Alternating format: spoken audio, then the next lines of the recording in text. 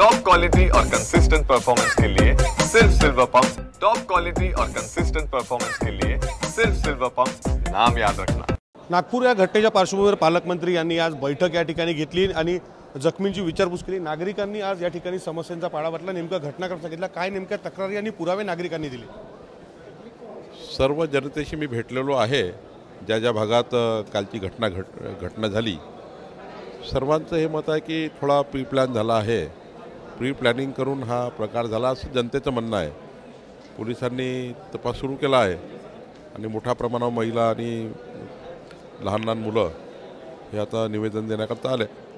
या सर्व निवेदनाची चौकशी आम्ही करतो आहे आणि जे काही CCTV सर्व्हिलन्समध्ये मोबाईल डेटामध्ये ज्याची जनतेने CCTV आणि मोबाईलमधून जे काही ते व्हिडिओ केले आहेत ते पोलिसांना दिले आहेत।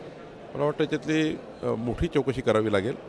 प्रकरण गंभीर आहे आणि याची चौकशी माननीय मुख्यमंत्र्यांनी जाहीर केली आहे। साहेब, या ठिकाणी घटनास्थळी काही परिस्थितीजन्य पुरावे काही आढळले का? नागरिकांनी तसे काही पुरावे तुम्हाला या ठिकाणी दिले? पोलिसांना त्यांनी काही व्हिडिओ दाखवलेले आहेत, काही त्यांनी पुरावे दिले आहेत। यावर आता माननीय मुख्यमंत्र्यांनी चौकशी नेमलीच आहे। आयुक्त त्या ठिकाणी पूर्ण वेळ काम करतात आहे आणि सध्या तर पहिली प्रायोरिटी आहे की नागपूर शहराला शांततामय वातावरण करणे आणि मग चौकशीमध्ये जे जे आढळतील त्यांना काही पोलीस सोडणार नाही।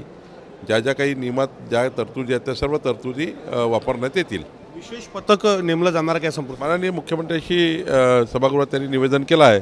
निश्चितपणे माननीय मुख्यमंत्री महोदय या संपूर्ण विषयाची बैठक घेऊन पुढे कारवाई करतील। प्री प्लॅन असल्याचं नागरिकांचं म्हणणं आहे की पूर्ण प्लॅन केलेला आहे, पण तपासामध्ये काय निष्पन्न होईल हे जरा बघू। पण नागरिकांचं 99% नागरिकांचं म्हणणं आहे की आधी पूर्ण प्लॅनिंगनी सर्व केलेलं आहे। आता याच्यावर बयान होतील, चर्चा होईल, त्याचे व्हिडिओ रेकॉर्डिंग काढण्यात येतील, त्यांनी जे पुरावे दिले आहे ते पुरावे तपासण्यात येतील आणि पुढची कारवाई होईल। CCTV कॅमेरे सुद्धा जाळण्यात आले, DVR जे आहेत त्यांचे आहेत, वाहनं सुद्धा मोठ्या प्रमाणात जाळण्यात आली। अशा पद्धतीत काय नेमके पंचनामे आणि बाकी गोष्टी केली? पंचनामे चालू झाले आहे, कलेक्टरकडनं पूर्ण रिपोर्ट येईल आणि पुढे कारवाई होईल।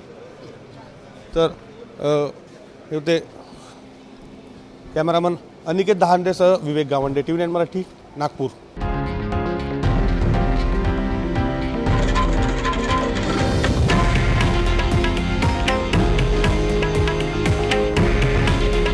हे आहे देशातील नंबर 1 न्यूज नेटवर्क आणि आपण पाहत आहात TV9 मराठी। काळजी तुमची, हित महाराष्ट्राचं।